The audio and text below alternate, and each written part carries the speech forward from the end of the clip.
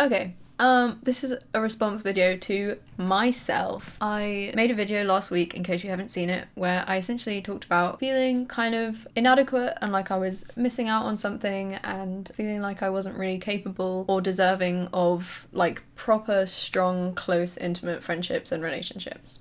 That was the gist of it. I just have some updated thoughts. So first of all, off the back of that video, I made a friend, and here is a quote from said friend. "It's hilarious how eloquent and logical you can be when you're giving someone else advice, but then be completely lost when it's you who needs help." And if that isn't an accurate summary of my experience posting this video, then I don't know what is. Having people repeat my own problem back to me as their own problem sort of forced me to see it from an outsider's perspective. I say my problem, I'm not trying to claim ownership of this very common problem. Having to look at it objectively and give other people advice sort of sorted me out a little bit. I've got notes about it, so I'm sorry if I end up just sort of reading. Okay, so firstly, I have, how many comments? I have like 250-ish comments on my last video. Almost all of them are people telling me that they feel the exact same way. And first of all, that's really sad. It sucks, like it's a painful feeling, and I wouldn't wish it on anyone, and it sucks that so many people feel that way. But anyway, the fact that so many people feel that way, like, there's no way that all of us are correct. There's no way that 250 people are objectively undeserving or incapable of close friendship. The thing of it is it's just a case, I say just, like, this is difficult, obviously. It's just a case of looking into yourself and figuring out how you're holding yourself back. Because there's no way that 250 people have been all collectively unlucky enough to exclusively have met people who would not treat them right. We have to admit that we are contributing to our own problem. It's an attitude thing, it's not like a situational thing. I'm not saying blame yourself, because that's unreasonable and unhealthy. It's really annoying me that the fairy lights are like behind my head, because they're the nicest bit of the frame and they're not being included. It's me that's in the way, realistically. I'm moving the camera, but it's me that's in the way.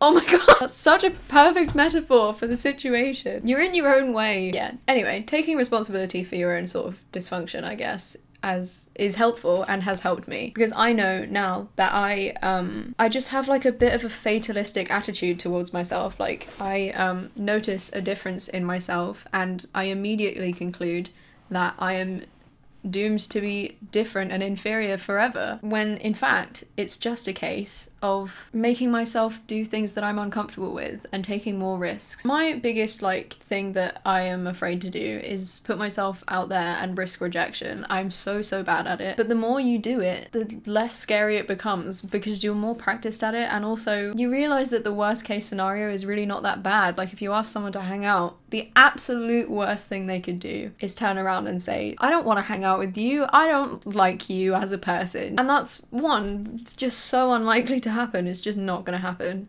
And two, wouldn't honestly be that bad. Also, the more people you expose yourself to, the more likely you are to find people who will be very nice to you. And it's amazing how far a little bit of kindness can go and how much it can change your opinion of yourself. And again, I'm not promoting unhealthy behaviour here. I'm not trying to say that you should absolutely depend on the kindness of other people for your own well-being, but sometimes a bit of kindness from someone can just give you a confidence boost, and it can set you off in the right direction. It can set you going down the right path. It's really hard to just start. Asking someone to hang out for the first time is hard. Like, taking that first step is so difficult, but once you've done it, you can keep the momentum going. You just need that one burst of like energy and motivation to get yourself going in the right direction. I don't know, I feel like all of this advice is very sort of wishy-washy and obvious. I'm making this anyway because a lot of the time when you get advice like this, it feels like it's coming from someone who doesn't understand how you feel and doesn't understand how difficult it is.